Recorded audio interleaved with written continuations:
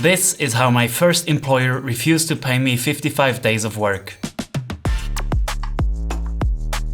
Like a lot of people starting out in the film industry, I did an internship. Most of my work was in post-production, and in commercial film production it's pretty normal that late in the day something new comes in. A client forgot to order something or suddenly wanted changes, and it regularly happened when the day was basically over. When that happened, my much more senior coworker usually looked at me, pat me on the shoulder and said, "You got this, see you tomorrow."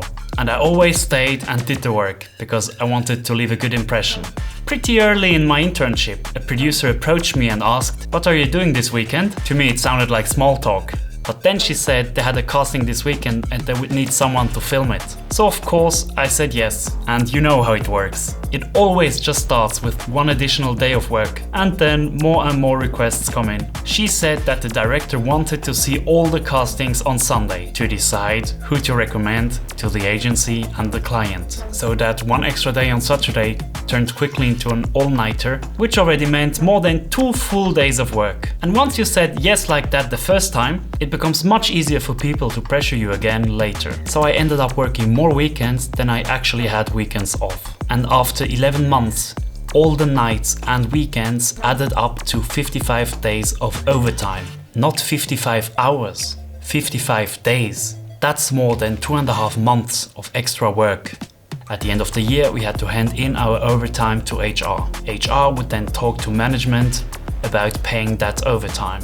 And then something happened that I honestly didn't expect. They just didn't believe me. How could it be possible that an intern had more overtime than all the producers and the executives? They just refused to believe it. They said the numbers couldn't be right and decided that I must be lying. But how would they even know? My bosses always came late, left early, and in the entire year they never worked on weekends. The worst part was that I was an intern, so the money wasn't really a lot at all. For them it was basically nothing, but what hurt more than the money was the complete lack of recognition, and instead of acknowledging that, they just said I was lying. You know, I didn't expect to be employer of the month or employee of the year, but still, my assumption is that they didn't want to officially recognize that overtime because they feared it could have legal consequences. You're not supposed to run someone into the ground like that and let them work 2.5 months of overtime, especially not an intern. But just because it's not allowed doesn't mean it doesn't happen all the time.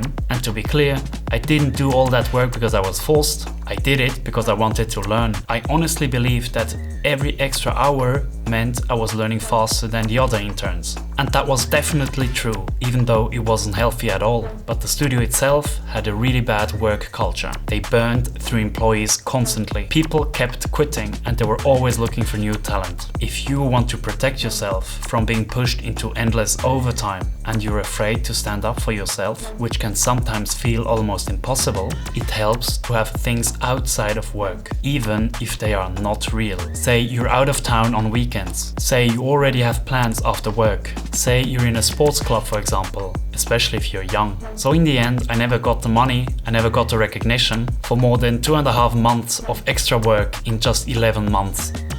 Not even a single thank you. And that was only the beginning, and I have many more stories to tell. So don't miss out and subscribe.